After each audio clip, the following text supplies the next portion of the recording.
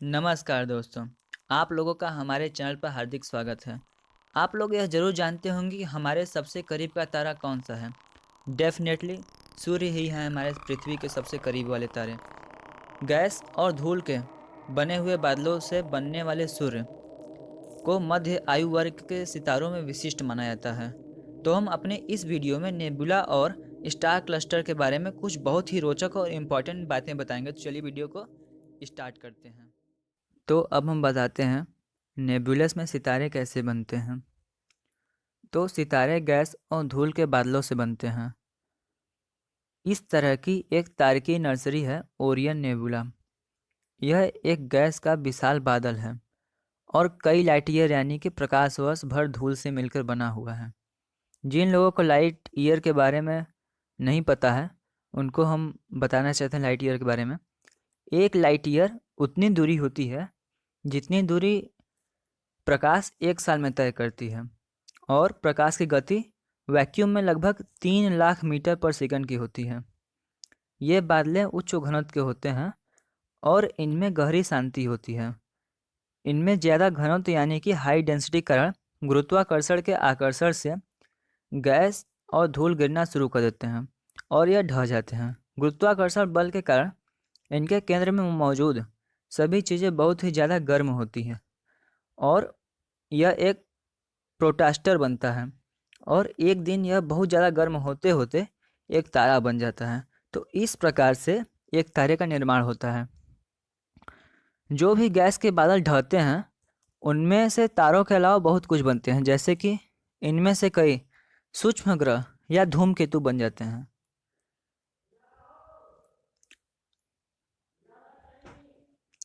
Scientist जो कि 3D computer के प्रयोग करके अनुमान लगाते हैं, उनका कहना है कि ये गैस और धूल के टूटते हुए बादल 2 या 3 अलग अलग टुकड़ों में बिखर सकते हैं।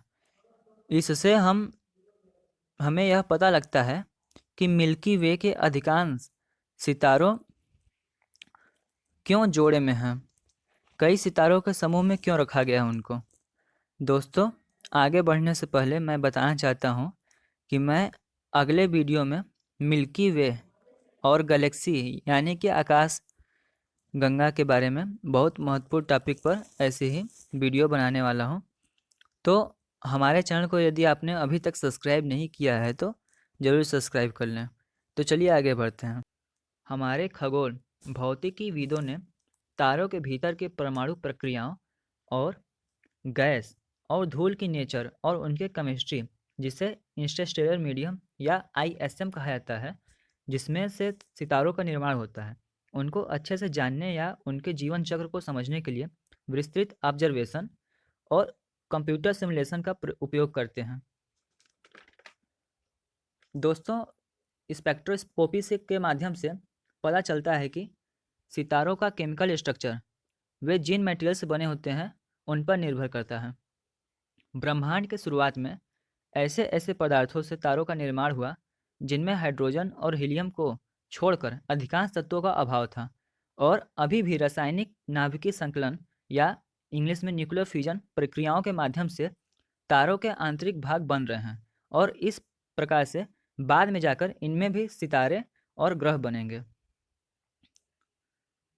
तो अब आगे बढ़ते हैं। Are stars born in group, क्या सितारे समूह में पैदा होते हैं? तो हम आपको बता दें कि अधिकांश तारे कई सितारा प्रणालियों में बनते हैं। हालांकि यह गठन प्रक्रिया पूरी तरह से समझ में नहीं आती है। एक साथ बनने वाले तारों के समूह कुछ सितारों से कई सैकड़ों या हजारों तक भिन्न हो सकते हैं। प्रत्येक क्लस्टर में तारों की एक किस्म है।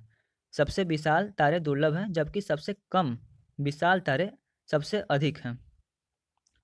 हबल ने सभी आकारों के स्टार समूहों की जांच की और स्टार क्लस्टर के सदस्यों में विस्तृत रसायन विज्ञान का निर्धारण करने के लिए स्पेक्ट्रोस्कोपी का उपयोग किया।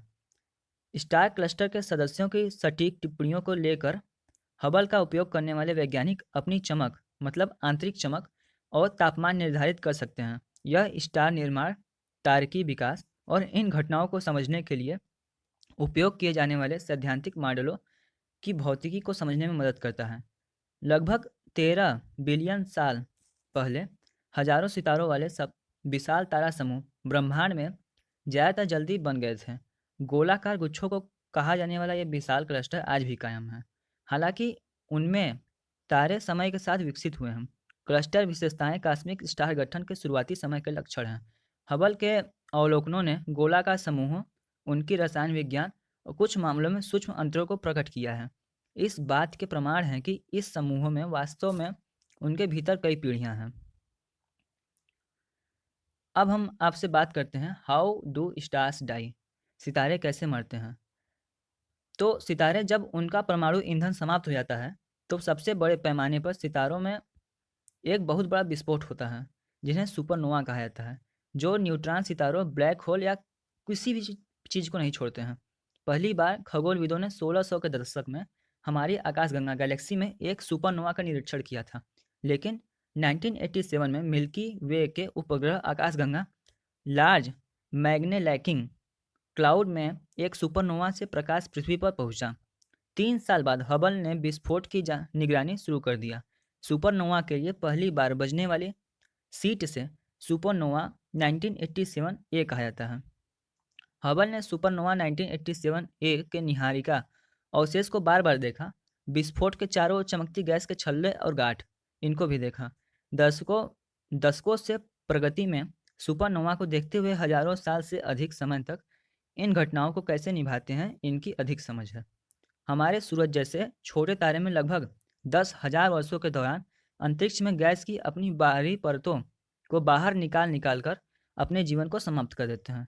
जो तारे गर्म कोर, एक सफ़ेद डॉर्फ मतलब वाइट डॉर्फ सफ़ेद बौने को पीछे छोड़ देता है। वाइट डॉर्फ से निकलने वाली विवि किरण से गैस चमकती है, जिससे एक अनोखा और सुंदर निर्माण होता है जिसे ग्रही निहारिका कहा जाता है। यह नाम खगोल विज्ञान के शुरुआती दिनों से आता है, जब पर्यवेक्षकों ने सोचा कि उनके दूरबीनों के माध्यम से देखे जाने वाले मंद रूपों का ग्रहों से संबंधित हो सकते हैं। हबल की टिप्पणियों से पता चलता है कि ग्रहों की नेबुलाज केवल एक मरती हुई सांस में नहीं बल्कि कई प्रकोपों में बनती है, क्योंकि हम पहले से जारी सामग्री को नए उत्सर्जित सामग्री के साथ बातचीत करके देख सकते हैं। आज हबल ने इन में से कई नेबुलाओं का परीक्षण किया है, अवलोकन किया है। सुरंगों से लेकर इंटरलॉकिंग रिंगों तक जटिल और असाधारण आकृतियों की एक विशाल श्रृंखला पाई है।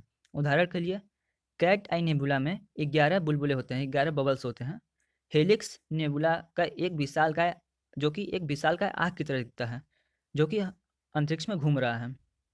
द रेड रेक्टेंगल, ये सभी सबसे अजीब ग्रहों में से एक बिल्कुल ध्वनियों के रूप में प्रकट होता है।